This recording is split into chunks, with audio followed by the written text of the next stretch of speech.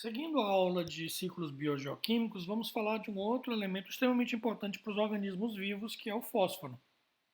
O fósforo, ele forma compostos pouco solúveis, ao contrário do nitrogênio que nós vimos anteriormente, que forma os nitratos, e todos os nitratos são solúveis. Já o fósforo não.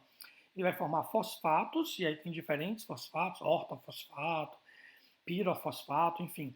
Esses vários fosfatos diferentes que são formados, eles são pouco solúveis e por isso eles estão pouco disponíveis para os organismos vivos. Mas o fósforo é extremamente importante para a vida. Só para dar um exemplo, nós temos aquelas moléculas de ADP e ATP, que na verdade são moléculas que transferem energia dentro dos organismos vivos. Vocês viram isso no ensino médio na disciplina de biologia.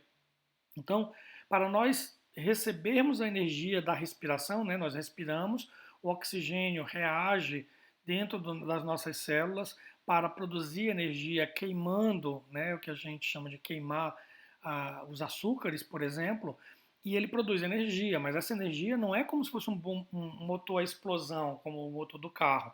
Não tem ali um pistão, uma válvula, uma vela e ali uma faísca, não é assim que acontece.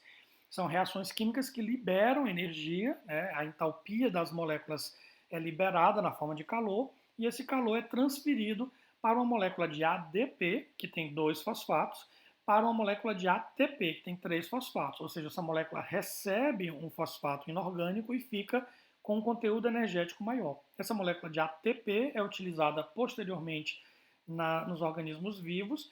Esse calor é retirado da molécula de ATP, que libera também um fosfato e volta a ser ADP. Então, se nós não tivermos fósforo, não adianta nada a gente respirar e comer.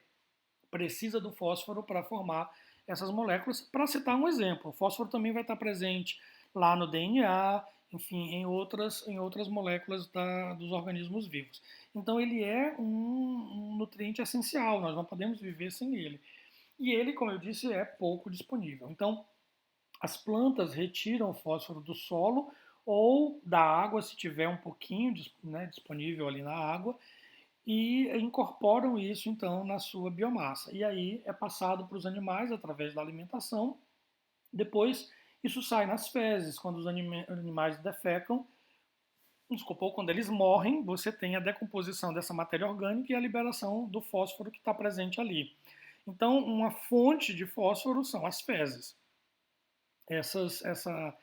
Esses nutrientes aí são nutrientes limitantes, inclusive, para o crescimento de plantas. Por isso as plantas crescem muito mais no solo do que na água. Quando você vê um corpo aquático muito ocupado de plantas, provavelmente é porque tem a entrada de muito fósforo. Esse excesso de fósforo que entra acaba envelhecendo esse corpo.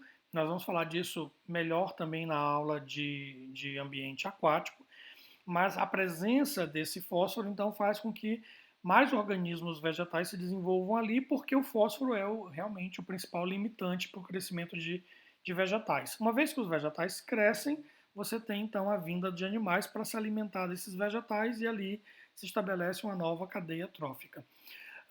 Esse fósforo também chega nos oceanos, ou arrastado pelos rios, ou quando chove, a enxurrada traz o material sólido para dentro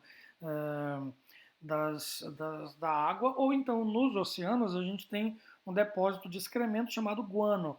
Esse depósito acontece porque onde tiver uma pedra, as aves marinhas acabam pousando ali e defecando. Então as fezes das aves formam esse depósito de excrementos. E aí a maré vai lentamente, né, as ondas vão batendo e vão lentamente dissolvendo esse fósforo e trazendo isso para dentro dos oceanos para alimentar a cadeia trófica dos oceanos. Então, o ciclo do fósforo é um pouco diferente dos ciclos anteriores, porque a solubilidade do fósforo é muito pequena e ele acaba tendo aí uma baixa disponibilidade para os organismos vivos, embora seja extremamente importante para eles. Então, com relação ao fósforo, nós temos o seguinte exercício. Vejam essas duas frases.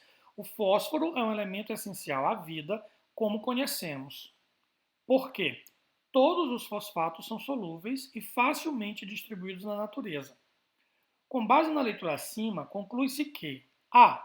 As duas afirmações são verdadeiras e a segunda justifica a primeira. B. As duas afirmações são verdadeiras e a segunda não justifica a primeira. C. A primeira é verdadeira e a segunda é falsa. D, a primeira é falsa e a segunda é verdadeira. E E, as duas são falsas. Escolham a resposta de vocês e coloquem ali no ambiente virtual de aprendizagem. Bons estudos e vejam as próximas videoaulas.